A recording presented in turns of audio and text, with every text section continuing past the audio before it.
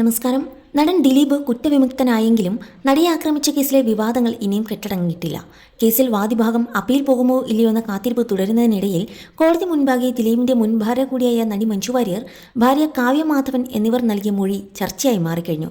ഒരു കാലത്ത് ദിലീപ്, കാവ്യമാധവൻ, ആക്രമിക്കപ്പെട്ട നടി എന്നിവർ നല്ല സൗഹൃദം സൂക്ഷിച്ചിരുന്നവരും ഒന്നിച്ച് പ്രവർത്തിച്ചവരുമാണ്. ദിലീപ്, കാവ്യമാധവൻ വിവാഹം നടന്നത് 2016-ലും കേസിനാസ്പദമായ സംഭവം നടക്കുന്നത് 2017-ലുമാണ്. ദിലീപിനെതിരെ കേസ് തിരിയാനുണ്ടായ കാരണമായി നടന് കാവ്യയുമായുള്ള അടുപ്പം മഞ്ജു വാര്യർ അറിയാൻ കാരണക്കാരി ആക്രമിക്കപ്പെട്ട നടി എന്ന ധാരണയിൽ നിന്നുമെന്നായിരുന്നു പ്രധാന ആരോപണം.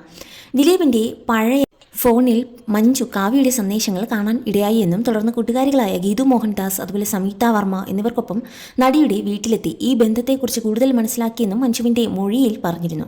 എന്നാൽ അന്വേഷണ ഉദ്യോഗസ്ഥരുടെ മുന്നിൽ അവതരിപ്പിക്കാതെ കോടതിയിൽ പറഞ്ഞ ഈ മൊഴി കോടതി വിശ്വാസയോഗ്യമായി കണ്ടില്ല. ഇപ്പോൾ കാവ്യമാധവന്റെ മൊഴിയിലെ ചില പ്രധാന പോയിന്റുകളും ശ്രദ്ധ നേടുന്നുണ്ട്. അമേരിക്കയിൽ നടന്ന സ്റ്റേജ് പരിപാടിയിൽ പങ്കെടുക്കാൻ പോയ സാഹചര്യത്തിൽ ദിലീപ് കാവ്യമാധവനൊപ്പം മുറിയിൽ ഉണ്ടായിരുന്നു എന്ന വിവരം ആക്രമിക്കപ്പെട്ട നടിയാണ് മഞ്ജു വാര്യരെ അറിയിച്ചതെന്നും ഇതേ തുടർന്ന് ദിലീപും മഞ്ജുവും തമ്മിലെ വിവാഹമോചനത്തിന് വഴിവെച്ചും എന്നായിരുന്നു പ്രധാന ആരോപണം.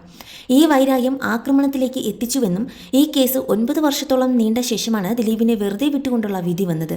ഹോട്ടൽ മുറിയിൽ വന്ന കാര്യത്തെക്കുറിച്ച് കാവ്യ പറയുന്നത് ഇങ്ങനെയായിരുന്നു: വിദേശത്തെ ഹോട്ടലിൽ ചിലപ്പോഴെല്ലാം കാവ്യ ഉറങ്ങാറുണ്ടായിരുന്നത് നടിയും ഭാമയും ഉണ്ടായിരുന്ന മുറിയിലായിരുന്നു. അല്ലാതെ ദിലീപ് അവരുടെ മുറിയിലല്ലായിരുന്നു ഉണ്ടായിരുന്നത്.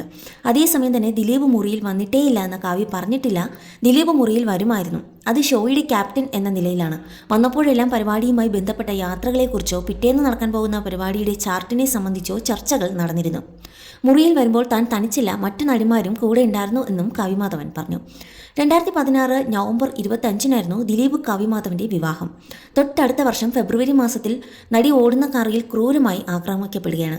2016-17 കാലഘട്ടത്തിലും ദിലീപ് കാവ്യമാധവൻ തമ്മിൽ 710 ഫോൺ കോളുകൾ ഉണ്ടായിരുന്നു എന്നും കണ്ടെത്തിയിരുന്നു. ഇതേക്കുറിച്ച് ചോദിച്ചപ്പോൾ തന്റെയും ദിലീപിന്റെയും വിവാഹം ഒരു കാലഘട്ടത്തിൽ ഉറപ്പിച്ചിരുന്നു, ഒരുപാട് കാര്യങ്ങൾ സംസാരിക്കാനായി വിളിക്കുമായിരുന്നു എന്നാണ് കാവ്യ പറഞ്ഞത്.